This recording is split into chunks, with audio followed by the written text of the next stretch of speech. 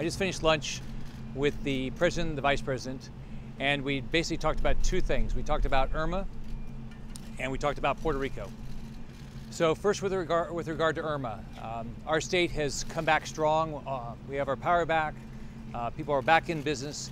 The area that got hit the worst for long-term damage is the Keys. It's from about 23 miles north of Key West for about 25 miles, and we got everything. They got 9+ foot of storm surge, they got wind, they got rain. It's devastating down there.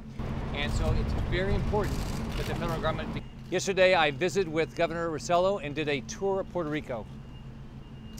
It's totally different than the issues we dealt with in Florida. You have to think about Puerto Rico this way. It's an island with a lot of mountains. And so the whole place was devastated by Maria. So power lines are down, transmission lines are down. You have pockets of, you have towns that have one road in and one road out. Sure. Just this afternoon, I talked to the president about it. I told him, of course, the biggest issue that we're dealing with right now in Puerto Rico is we need more truck drivers and we need more trucks.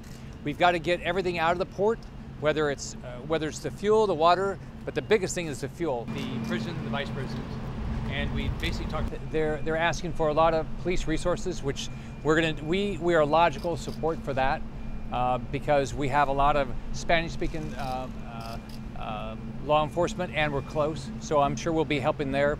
But we've told them whatever their needs are, we're going to be there. About 23 miles north of Key West. But remember, what my job is to be responsive to what the governor of Puerto Rico wants. He's going through an unbelievable crisis, and so as he finds his needs, I will do everything we can. But what we've done so far is said if you have Puerto Rican students that come to our state for college or university, we will get you in-state tuition. It's devastating down there. The big issue, the issue in Puerto Rico is totally different.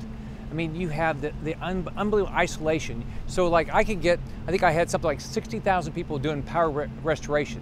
Well, half of them drove into my state. You can't drive into Puerto Rico. So that's the number one issue after you making sure everybody's recovered and making sure they have their food and the water. You got to get power back on. Upper state, but Key West already is taking. I think people appreciate when the president comes and they feel comfortable that they're being heard. I mean, the biggest thing is you want to know you're being heard and you have a direct conduit to say, if I have a problem and I need your help in something, that somebody will be responsive. Probably will get up to a little bit less than 17 feet. I can tell you my experience. My experience is the president's focused. He talks about it. He cares about it. He was helpful to me and ours. We talked about it when I called. People addressed the issue. I know the issue right now down there is you got to get stuff out of the ports. I know the governor's focused. I know I'm going to be focused. I want everybody to be as helpful as possible. And let's all remember, we're in the middle of a crisis. And the island is just in the middle of a crisis now. 95% of the people without power. Let's focus on every day, what can we do to fix it? And then after the fact, we ought to step back and say to ourselves, how can we do this better? That's what I'm going to do in my state.